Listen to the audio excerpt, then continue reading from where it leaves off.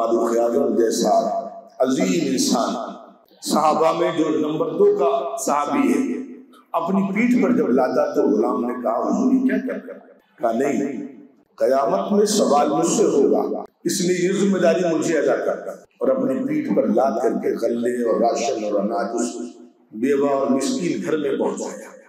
یہاں تک حضور نے فرمایا ہے غربت اور مسکینی کیا چیز ہے کہ تم میں کوئی شخص اس وقت تک مومن نہیں ہو سکتا جب تک وہ خود کھا کر کے سو جائے اور اس کا پڑوسی نہ کھائے۔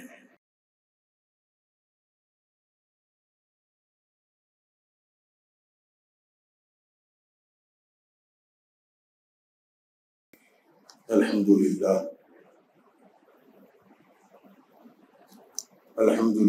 رب العالمین والصلاة والسلام علی سید المرسلین محمد وآلہ وصحبہ اجمعین ومن تبعهم بإحسان إلی یوم الدین، اما بعد۔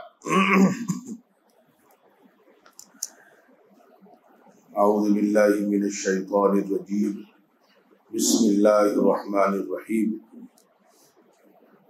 یا ایہا الذین آمنوا کتب علیکم الصیام کما کتب علی الذین من قبلکم لعلکم تتقون، صدق اللہ العظیم۔ رب اشرح لی صدری ویسر لی امری، سبحانک لا علم لنا الا ما علمتنا انک انت العلیم الحکیم۔ سبحان ربک رب العزت عما یصفون وسلام علی المرسلین والحمد للہ رب العالمین۔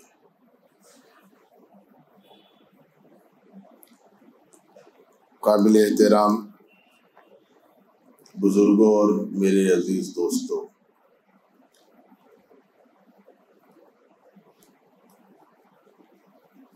گزشتہ جمعے کو میں نے آپ کی خدمت میں رمضان شریف کے حوالے سے حضور پاک علیہ الصلاۃ والسلام کا جو مشہور خطبہ ہے اس کا مختصر سا خلاصہ عرض کیا تھا۔ وقت چونکہ بہت محدود تھا اور اس میں وہ خطبہ پوری طریقے سے نہیں آ سکا تھا، میں نے اسی لیے آج کوشش کی کہ اذان کے بعد متصلاً آپ کی خدمت میں حاضری دے دوں تاکہ وہ مضمون بھی پورا ہو جائے اور جو باتیں کچھ مزید عرض کرنی وہ بھی آسانی سے آ سکے۔ خطبے کا جو اگلا حصہ ہے اس میں کچھ باتیں ایسی ہیں جس کا آپ حضرات سے کچھ زیادہ ہی تعلق ہے۔ بعض چیزیں ایسی ہیں کہ بعض علاقوں میں وہ نافذ نہیں ہوتی ہیں، لیکن آپ کے علاقے میں وہ چیزیں کچھ زیادہ ہی نافذ ہوتی ہیں، اس لیے میں نے سوچا کہ تفصیل سے وہ ساری باتیں آپ کی خدمت میں آ جائیں۔ سب سے پہلی بات، میرے عزیزو، ابھی مسلمانوں نے ٹھیک سے یہی نہیں سمجھا کہ رمضان شریف ہے کیا چیز۔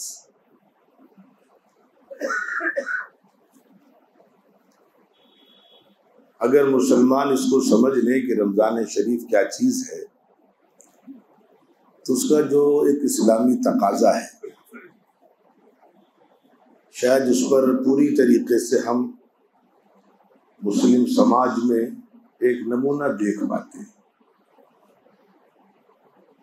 رمضان شریف صحیح معنی میں اللہ نے صرف اس لیے عطا فرمایا ہے کہ ہم صرف اور صرف اللہ کی عبادت کریں۔ اس کا مطلب یہ نہیں ہے کہ کاروبار کرنا حرام ہے، ناجائز ہے، جائز ہے، لیکن مقصود نہیں ہے۔ افضل طریقہ یہی ہے کہ پورے رمضان کو صرف اللہ کی رضا کے لیے، عبادت کے لیے، جنت کے حصول کے لیے، گناہوں کی بخشش کے لیے خالص کر لیا جائے، اس میں کوئی دوسرا کام نہ کیا جائے۔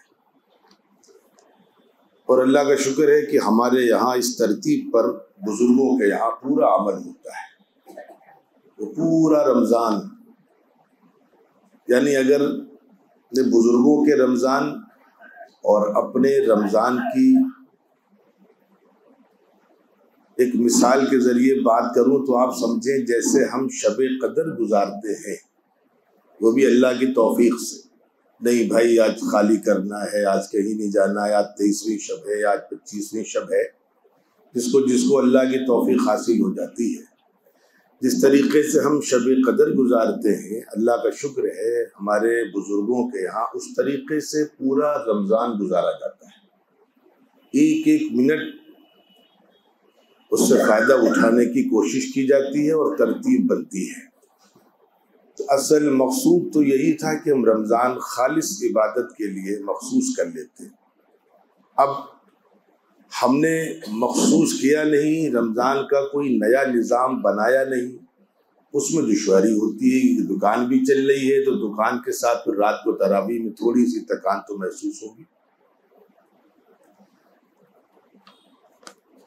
چلیے پورا رمضان اگر ہم نہیں کر سکتے ہیں، وہ بزرگوں کی بات ہے، اللہ والوں کی بات ہے، ہم عام لوگ ہیں، تو اس کے لیے ہمارے لیے پھر اللہ رب العزت نے ایک دوسرا نظام دیا ہے کہ ٹھیک ہے تم پورے رمضان اگر اپنے آپ کو دنیا سے الگ نہیں کر سکتے تو کم از کم اخیر عشرہ تو بالکل اپنے آپ کو الگ کرو۔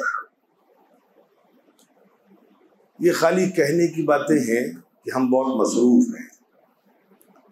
جب انسان کے سامنے کسی چیز کی اہمیت واضح ہو جاتی ہے تو انسان سارے نظام بنا لیتا ہے۔ اللہ نہ کرے کسی کے سامنے کوئی گھر میں بیماری آ جائے، کوئی مقدمہ آ جائے، کوئی پریشانی آ جائے، آپ دیکھیے ہر شخص اپنے آپ کو کیسے فارغ کر لیتا ہے، کام کی ترتیب کیسے منظم کر لیتا ہے۔ تو مسئلہ اہمیت کا ہے۔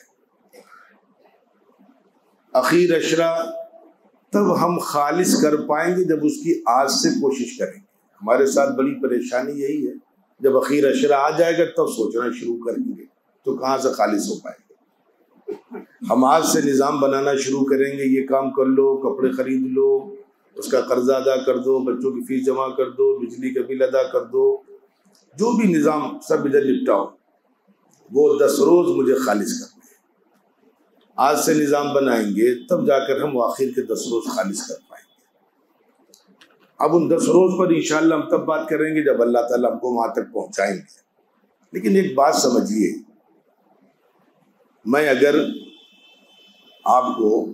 میں صرف 2-4 جملوں میں رمضان سمجھانا چاہ رہا ہوں، رمضان کیا چیز ہے۔ حضور پاک علیہ الصلوۃ والسلام کی اگر پوری زندگی دیکھی جائے، آپ کی ہدایات دیکھی جائیں، تو میں خلاصہ عرض کر رہا ہوں، خلاصہ یہ ہے کہ یہ دنیا دل لگانے کی جگہ نہیں ہے۔ یہ حضور کی زندگی کا خلاصہ ہے۔ گھر میں جو آیا ہے بانٹ، کبھی دنیا کے لیے آپ نے اللہ سے دعائیں نہیں مانگی کہ اللہ ہم کو دنیا میں اور کچھ رہنے کو مل جائے۔ ہم لوگ تو مانگتے ہیں، لیکن چونکہ وہ اللہ کے رسول تو جنت دیکھ کے آئے تھے، جو جنت دیکھ کے آئے گا اور دنیا میں کیسے دل لگے گا اس کا۔ ہم نے خالی جنت سنی ہے، دیکھی نہیں ہے۔ اس مضمون پر بہت پہلے باتیں ہو چکی ہیں، جب حضور صلی اللہ علیہ وسلم کی زیادہ شادیوں پر باتیں ہوئی تھی، وہاں یہ بات کہی گئی تھی کہ جو حوروں کو دیکھ کر کے آیا ہوگا وہ دنیا کی عورتیں اسے کیا اچھی لگے گی۔ لیکن وہ مضمون دوسرا ہے، میں آپ کو رمضان سمجھانا چاہ رہا ہوں، اللہ کرے رمضان سمجھ میں آ جائے۔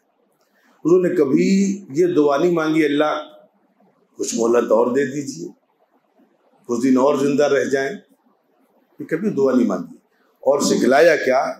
دنیا بس جیسے تیسے کاٹ لو، کن فی الدنیا کأنک غریب، دنیا میں ایسے رہو جیسے کہ اجنبی رہتے ہیں۔ یا دوسری یہ حضور کے جملے ہیں، او عابری سبیل، یا جیسے ایک مسافر ہے، سفر کر رہا ہے، وہ راستے میں تکان ہوئی، درخت ملا، سائے میں اس نے اپنا تھوڑی دیر ٹھکانہ بنایا، پھر آگے چلا گیا۔ ایسے دنیا گزارو۔ لیکن ایک موقع پر آپ نے زندگی کی دعا مانگی، اللہ زندگی دے دیجیے۔ اور وضاحت بھی کی کہ زندگی کیوں دیجیے مجھ کو. وہ دعا آپ نے رجب کے مہینے میں پڑھی ہے، ہم نے آپ کو سنائی ہے. جب رجب کا مہینہ آتا تھا آپ زندگی کی دعائیں مانگتے تھے اللہ سے. اللہم بارک لنا فیما رجب و شعبان وبلغنا رمضان او کما قال علیہ الصلوۃ والسلام. اللہ یہ رجب کا مہینہ لگ گیا ہے، ہمیں اتنی زندگی ضرور دیجیے کہ بلکہ رمضان ہمیں مل جائے. جس نے کبھی زندگی کی دعائیں نہ مانگی ہوں اور رمضان کی وجہ سے زندہ رہنے کی دعائیں مانگ رہا ہے، ہمیں سکھلا رہا ہے، پتہ چلنا چاہیے کچھ تو رمضان کی اہمیت ہے. اب رمضان کی اہمیت کیا ہے، اللہ کرے وہ ہماری سمجھ میں آ جائے. پچھلے ہفتے جو میں نے حدیث کا مختصر خلاصہ عرض کیا تھا، میں نے اس وقت میرے پاس کم تھا، اس لیے میں نے اس بات پر زیادہ وضاحت نہیں کی تھی، آگے نکل گیا تھا.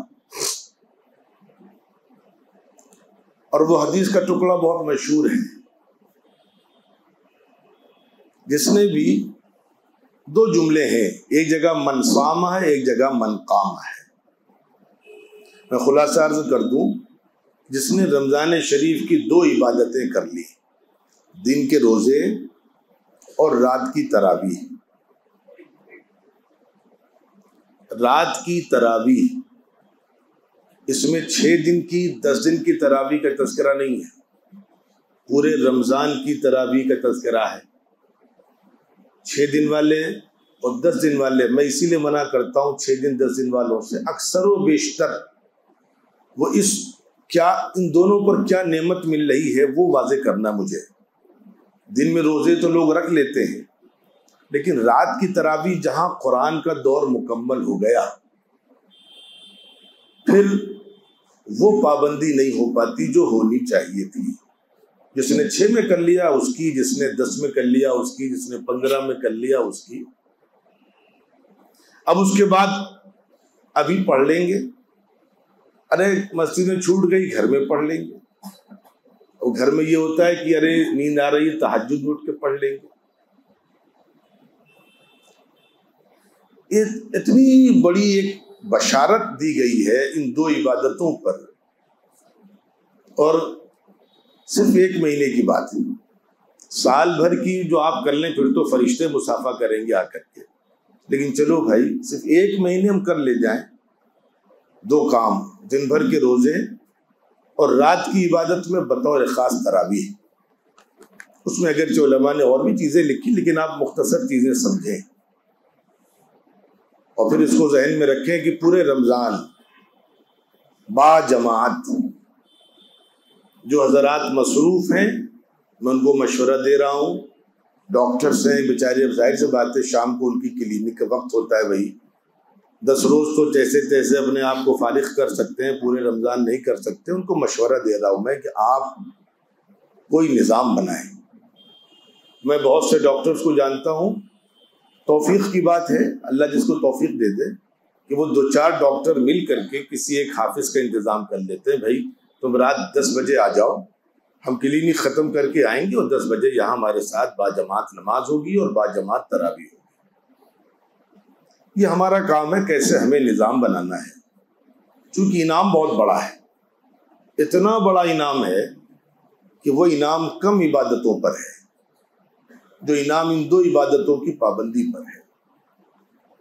جو میں نے شروع میں کہا کہ ابھی ہم کو پتہ ہی نہیں کہ رمضان ہے کیا چیز. تو جس نے بھی روزے رکھ لیے اور رات کی تراویح کی، تہجد کی پابندی کر لی، تراویح باجماعت کر لی، بہت سارے انعام ہیں. میں بہرکیف یہاں پر 2 انعام بتلا رہا ہوں آپ کو. پہلا انعام یہ ہے کہ ہمارے اب تک کے جتنے پچھلے گناہ ہیں اللہ سب معاف کر دیتے ہیں. غفر لہ ما تقدم من ذنبہ، جتنے بھی گناہ ہیں. ہم جانتے ہیں ہم کتنے پانی میں ہیں، ہمارے پاس تو ایک سجدہ بھی ایسا نہیں ہے کہ جس کو ہم دعوے سے کہہ سکیں کہ ہاں یہ سجدہ ہے جس کو اللہ کی بارگاہ میں پیش کر سکتے ہیں۔ زندگی کیسی ہوگی؟ اب یہ الگ بات ہے کہ اس میں معاملات نہیں ہیں، گناہ کبیرہ اس میں نہیں شامل ہیں، اس کے لیے شرطیں ہیں لمبی، لیکن بلکہ گناہ صغیرہ، آنکھوں کا گناہ ہم نے کیا، بد نظری ہم نے کی، اور بھی گناہ ہم نے کیے، وہ سارے گناہ اللہ تعالیٰ معاف کر دیتے ہیں، ایک چیز۔ اور دوسری چیز یہ ہے کہ اللہ تعالیٰ دوسرا انعام، اللہ تعالیٰ بخشش عطا فرما کر کے جنت میں خاص دروازہ صرف روزے داروں کے نام ہے، وہاں ہمارا نام لکھ دیتے ہیں کہ بھئی یہ روزے دار یہاں سے جنت میں داخل ہوں۔ یہ غفر لہ ما تقدم من ذنبہ، اللہ کرے ہم کو مل جائے، یہ دو عبادتیں ہم کر لیں رمضان میں، دن کے روزے اور رات کی تراویح۔ اب یہاں پر یہ چیزیں ہم کو ملیں گی کیسے؟ اس میں آ جاتے ہیں آگے کہ ہم بہت سارے کام ایسے ہیں، پہلے میں آپ کو بھر کے رمضان سمجھانے کی کوشش کر رہا تھا، اللہ کرے کہ وہ بات سمجھ میں آ گئی، مزید ایک بات اور عرض کر دوں کہ رمضان کے سلسلے میں بعض روایتوں میں یہاں تک آیا ہے کہ بہت ٹھہر کر باتیں کر رہا ہوں اسی لیے آپ سے، کہ جیسا ہمارا رمضان گزرے گا، جیسا ہمارا رمضان گزرے گا ویسا ہی ہمارا آنے والا سال گزرے گا۔ کہتے ہیں جیسا ہمارا جمعہ گزرتا ہے ویسا ہمارا آنے والا ہفتہ گزرتا ہے، اور جیسا ہمارا رمضان گزرتا ہے ویسا ہمارا آنے والا سال گزرتا ہے۔ اب ہمیں آنے والے سال کو کیسے گزارنا ہے ہم رمضان فکر کر لیں۔ اللہ کرے کہ رمضان ہماری سمجھ میں آ جائے رمضان ہے کیا چیز، جس کے لیے حضور نے دعائیں مانگی ہیں، لیکن چند چیزیں ہیں کہ یہ رمضان ہمارا ویسا گزر کیوں نہیں پا رہا ہے۔ اس میں اصل میں کچھ چیزیں ہیں، کچھ اصول اور آداب بتلائے گئے کہ دیکھو رمضان کیسے گزارا جائے گا، اس کے لیے حضور پاک علیہ الصلوۃ والسلام نے عمل کر کے دکھلایا، صحابہ نے آگے عمل کر کے دکھلایا، اور باضابطہ حضور پاک علیہ الصلوۃ والسلام نے کچھ واضح ارشادات فرمائے، یہ کام رمضان میں ساتھ میں کرتے رہو تو انشاءاللہ رمضان اچھا گزرے گا۔ اس میں گزشتہ ہفتے میں نے افطار والی بات آپ کی خدمت میں رکھی تھی کہ آپ اگر کسی کو پیٹ بھر کھانا کھلائیں گے تو کیا ملے گا، وہ آگے آ رہا ہے، لیکن اگر ہم بہت غریب ہیں، کھجور کھلا دیں، کھجور نہیں کھلا سکتے، پانی سے روزہ افطار کرا دیں، تو انشاءاللہ اس پر بھی ہمیں پورے روزے کا ثواب ملے گا، اگر روزے کا۔ لیکن اگر کسی بندے کو پیٹ بھر کے کھانا کھلا دیا جائے، یہ اب آپ لوگوں سے جو دو تین چیزیں متعلق ہیں وہ میں عرض کر رہا ہوں، آپ ماشاءاللہ صاحب حیثیت لوگ ہیں، پیسے والے لوگ ہیں، ہمارے یہاں سوسائٹی بھی اہتمام کرتی ہے کہ چلو بھائی ایک غریب آدمی کے گھر میں کم از کم رمضان میں تو فاقہ نہ ہو۔ ماشاءاللہ سے یہاں غریبوں کو کٹ، راشن کٹ رمضان کی تقسیم کی جاتی ہے کہ اگر ایک درمیانی افراد کا ایک خاندان ہے تو اتنا راشن ان کو دے دیا جائے۔ بہت سے یتیم ہیں، بہت سے غریب ہیں، مسکین ہیں، ان کی سحری افطار کا انتظام اچھا سا ہو سکے۔ آپ حضرات سے گزارش، آپ حضرات بڑھ چڑھ کر کے تعاون لیں، اس میں جو لوگ صاحب حیثیت ہیں، زکوٰۃ سے، صدقات سے، یہاں پر آپ اپنی زکوٰۃ اور صدقات جمع کرائیں تاکہ غریبوں کی امداد ہو سکے۔ ملے گا کیا؟ وہ تو مل گیا ثواب آپ کو پانی پلانے پر، لیکن آپ اگر پیسے والے ہیں تو صرف پانی پلانے پر اکتفا نہ کریے، کھانا کھلائیے، اور پورے مہینے کا بہت اچھا نظام ہے، راشن کٹ بنا کر کے غریبوں کو تقسیم کرا دیجیے، تو اس پر ملے گا کیا؟ ثواب تو ملے گا ہی، لیکن حضور پاک علیہ الصلوۃ والسلام نے، اللہ کرے ہمارے رمضان سمجھ میں آ جائے، رمضان کی الگ الگ عبادت پر الگ الگ انعام بھی واضح کیا ہے. اب اس پر کیا ملے گا؟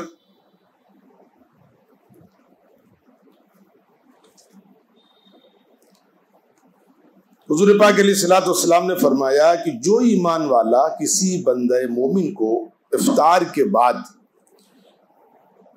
خوب پیٹ بھر کر کھانا کھلائے گا، اللہ اسے، اب انعام سنیے، اس انعام کو پانے کے لیے نہ جانے لوگ کتنی دعائیں کرتے ہیں، اور یہ انعام ملنے کا مطلب ہے کہ جنت کا آپ کو سرٹیفکیٹ مل رہا ہے، پروانہ مل رہا ہے. اللہ اسے میرے حوض کوثر سے پانی پلائے گا اور ایسا سیراب کرے گا کہ اسے کبھی پیاس نہیں لگے گی یہاں تک کہ وہ جنت میں داخل ہو جائے. حوض کوثر پر حضور پاک علیہ الصلوۃ والسلام خود پانی پلائیں گے. ہمارے پاس تو کوئی نیکی نہیں ہے، بہت صاف سی بات ہے. یہ اللہ نے راستے کھولے ہیں. نہ ہم اپنی نماز سے، نہ اپنے روزے سے، نہ اپنے حج سے ہم وہاں نہیں پہنچ سکتے. اللہ کرم کر دے، معاف کر دے، قبول کر لے ٹوٹے پھوٹی عبادتوں کو، اس کا کرم، اس کا احسان. لیکن یہ یقینی راستے اللہ نے بتائے. بیواؤں مسکینوں کو کھانا کھلانا. اصل میں محتاجی کیا چیز ہے ہم کو اس کا اندازہ نہیں، اس لیے کبھی ہم پر پڑی نہیں، بیتی نہیں کبھی ہم پر. دنیا میں ایک بڑا طبقہ آج بھی ہے جو دن میں ایک وقت کھانا کھاتا ہے اور دوسرے وقت اس کے پاس کوئی انتظام نہیں ہوتا ہے.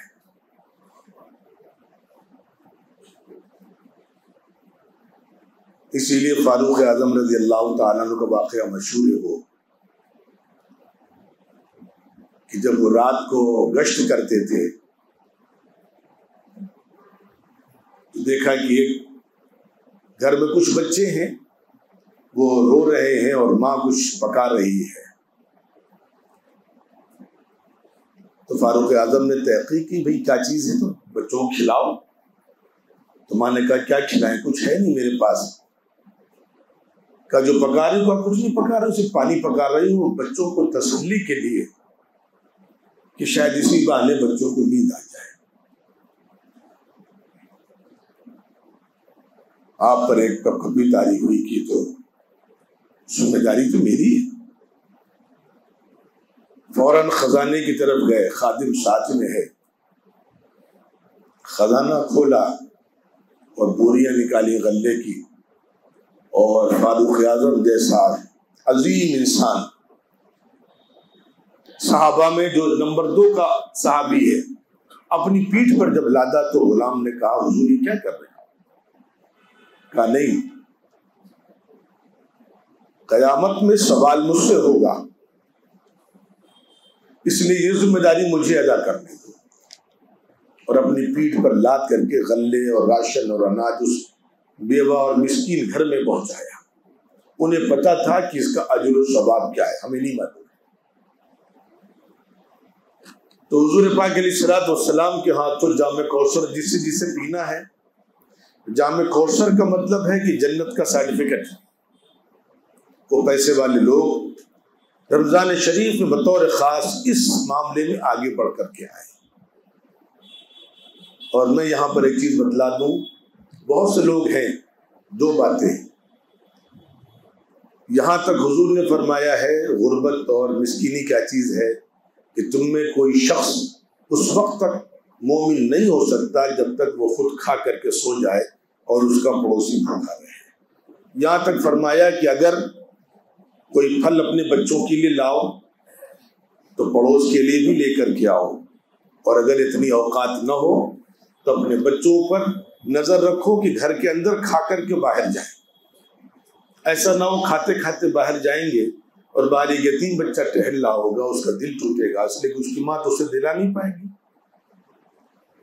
تو یتیم کا دل نہ ٹوٹے.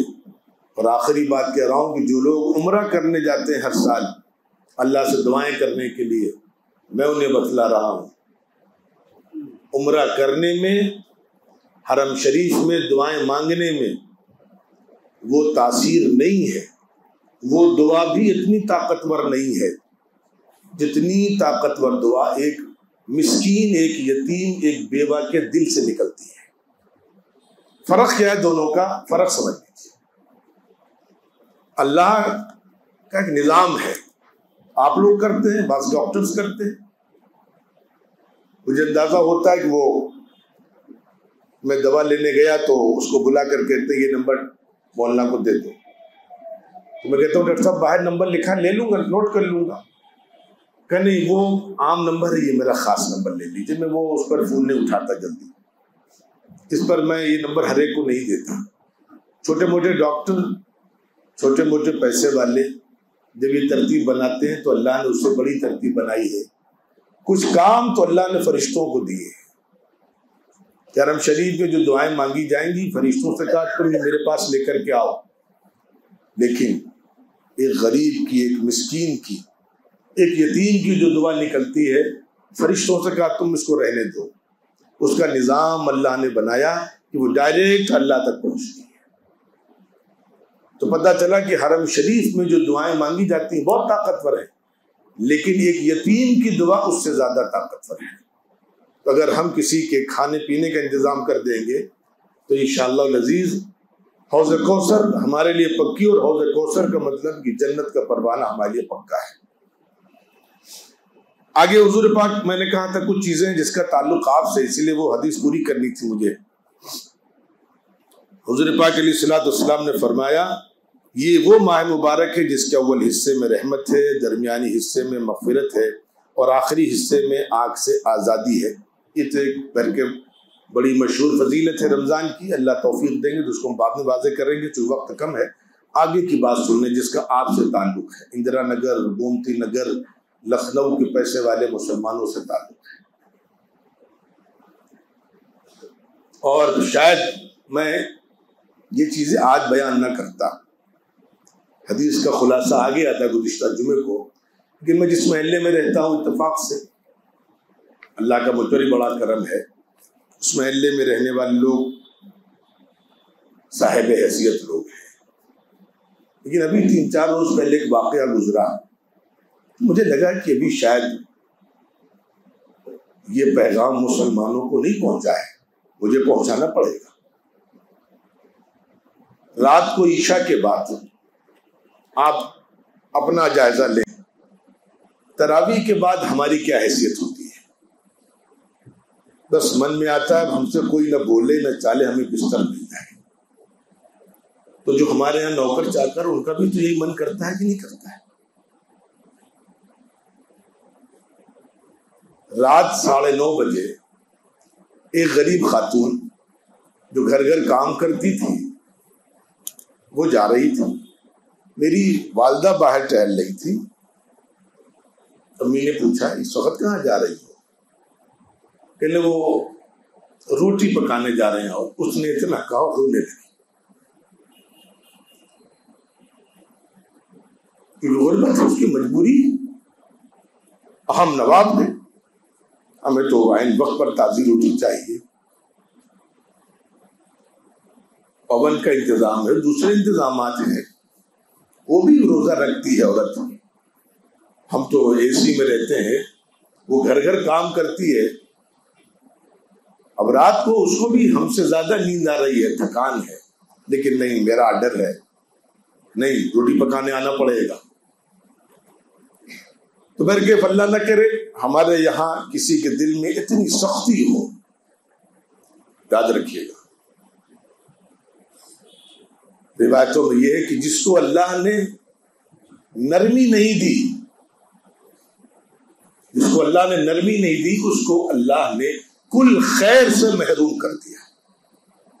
دل کی نرمی کل خیر کا ذریعہ ہے۔ ہمارے یہاں ایک بچہ پڑھتا تھا، اس کے باپ آئے، چھوٹا بچہ UKG میں فرسٹ میں، اور باپ کے سامنے وہ کانپ رہا ڈر کے مارے۔ میں نے کہا آپ سے ڈرتا ہے کہ بہت ڈرتا ہے، فخریہ انداز میں بتلایا۔ تو ہم نے کہا آپ نے حدیث نہیں پڑھی؟ ابھی مسلمانوں کو معلوم ہی نہیں کہ حضور کی زندگی کیا ہے۔ یعنی کیا؟ میں نے کہا ایک صحابی حضور کے پاس آئے اور فخریہ انداز میں کہنے لگے کہ اللہ کے رسول، میں جب گھر جاتا ہوں میرے بچے کوئی دائیں چھپ جاتے ہیں کوئی بائیں چھپ جاتے ہیں، تو حضور نے غصے سے کہا کہ اگر تمہیں اللہ نے پتھر دیا ہے دل میں تو میں اس کے لیے کیا کروں؟ تمہارے دل میں اگر پتھر ہے تو میں کیا کروں اس کے لیے؟ اور اپنا عمل دکھلایا کہ حضرات حسنین ہیں، نماز پڑھ رہے ہیں تو سجدے میں کندھے پر بیٹھ جا رہے ہیں، تو کبھی کبھی آپ سجدہ لمبا کر دیتے تھے کہ گر نہ جائیں کہیں یہ۔ بچوں کے ساتھ کیسے پیش آنا ہے انہوں نے کر کے دکھلایا، بلکہ مضمون دوسرا ہو جائے گا۔ میں دل کی نرمی پر آیا تھا، اگر کسی کو دل کی نرمی نہیں ملی تو اسے اللہ سے دعا مانگنی چاہیے، وہ کل خیر سے محروم ہے۔ نتیجہ کیا ہوا؟ حضور پاک علیہ الصلوۃ والسلام نے کیا ارشاد فرمایا آگے؟ اور جو صاحب ایمان اس مہینے میں خادم یا ملازم کے کام یا کام کے اوقات یا مزدوری کے اوقات میں، ہمارا تو یہ آپ کا اندرا نگر کا علاقہ، ہر گھر میں نوکر ہیں، ڈرائیور ہیں، مہریاں ہیں، کوڑا لینے والے ہیں، اسی لیے میں نے وہ جو 2-4 روز پہلے واقعہ ہوا تو میں نے کہا نہیں، مجھے لگتا ہے ابھی مسلمانوں کو معلوم ہی نہیں کیا ہدایات حضور پاک علیہ الصلوۃ والسلام۔ یہ اللہ نے راستے کھولے ہمارے لیے۔ دیکھو اپنی عبادت سے جنت نہیں ملے گی تم کو، ان بہانوں سے آ سکتے ہو،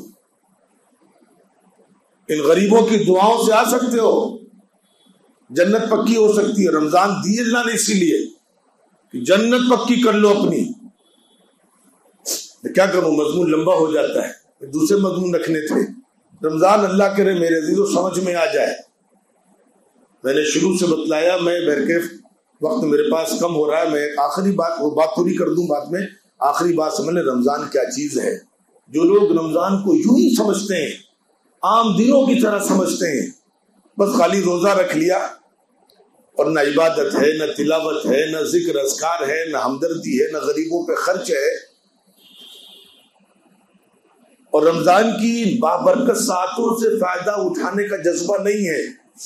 اللہ نے کہا سحری میں دعا مانگو، دن میں دعا مانگو، افطار کے وقت دعا مانگو، بخشش کرا لو اپنی۔ وہ ایک خطرناک جملہ سن لیں، بہت خطرناک جملہ۔ جملہ کس کا ہے؟ حضور پاک علیہ الصلوۃ والسلام کا ہے۔ حضور پاک علیہ الصلوۃ والسلام غالباً آپ کا ہے یا حضرت جبرائیل علیہ الصلوۃ والسلام؟ چند لوگوں پر حضور نے لعنت بھیجی ہے یا جبرائیل امین نے لعنت بھیجی ہے اور حضور نے آمین کہی ہے؟ باتیں کی ہے۔ اس میں ایک شخص وہ بھی ہے کہ جس کو رمضان شریف ملے اور وہ رمضان میں اپنی بخشش نہ کروا پائے، اس پر بھی لعنت ہے۔ اگر اس موقع پر بھی تم اللہ کو راضی نہیں کر سکے، اللہ کو نہیں منا سکے، تو کب مناؤ گے اللہ؟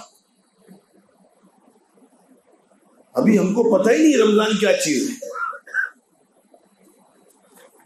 چنانچہ اب آپ یہ بہانے اللہ نے دیے ہیں، اور تقریباً بہانے اس میں انفاق سے، خرچ سے، کھلاؤ پلاؤ، کام آؤ غریبوں کے، مسکینوں کے، نوکروں کے۔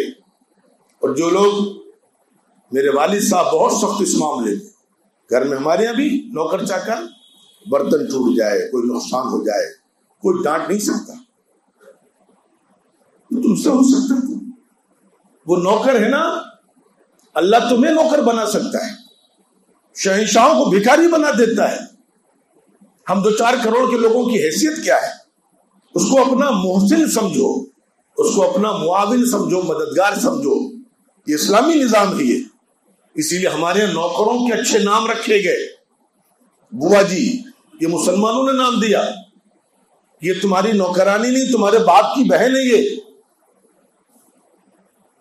ملازمہ نہیں کہا مسلمان، بوا جی کہا مسلمانوں نے گھر کی خادماؤں کو۔ اور کیوں؟ بہت خطرے کی چیز ہے، لوگ سمجھتے نہیں ہیں، ڈرنا چاہیے۔ لوگ گالیاں دے دیتے ہیں، جھڑک دیتے ہیں، ان کی ضرورتوں کا خیال نہیں کرتے۔ بیمار ہے تو کوئی مطلب نہیں، اس سے گھر میں کوئی بیمار ہے تو کوئی مطلب نہیں۔ کیوں؟ حضور پاک علیہ الصلوۃ والسلام کی جو آخری نصیحتیں ہیں، آخری نصیحتیں، اس میں نماز کا اور نوکروں کا تذکرہ ہے، خواتین کا عورتوں کا خیال رکھنا، نوکروں کا خیال رکھنا، نماز کا خیال رکھنا۔ آخری نصیحتوں میں چنانچہ جو لوگ اپنے نوکروں کے ساتھ نرمی سے پیش آتے ہیں، دوبارہ پڑھ دے رہا ہوں کہ جو صاحب ایمان اس مہینے میں خادم یا ملازم یا مزدور کے یہ نہیں کہا چھٹی دے دو، یہ کہا کہ ان کی ڈیوٹی آورز میں کچھ کمی کر لو۔ تم 8 گھنٹے کام کرتے نہیں، تم 4 گھنٹے کرو، پیسے پورے لے جانا۔ یہ نہیں کہ پیسے ہم آدھے دیں گے اس کو، یہ کون سی ڈیوٹی میں تخفیف ہوئی؟ پیسے پورے لے جاؤ تم، اور ہو سکے تو رمضان چھٹی کر دو، 5 دن کی چھٹی کر دو، 10 دن کی چھٹی کر دو، جاؤ تم بھی اپنا رمضان اچھے سے گزارو۔ جو ان کی مزدوری میں تخفیف کرے گا اللہ اسے بخش دے گا اور اسے دوزخ کی آگ سے آزادی عطا فرمائے گا۔ نوکروں کے ساتھ احسان کرنے سے، سلوک کرنے سے ہماری جنت اللہ تعالیٰ پکی کر رہے ہیں۔ اس لیے میرے عزیزوں، میرے بزرگوں، یہ چند باتیں تھیں جو پچھلے ہفتے نہیں پوری ہو پائی تھیں۔ میری کوشش تھی کہ بلکہ آج اس حوالے سے آپ کی خدمت میں گزارشات رکھوں۔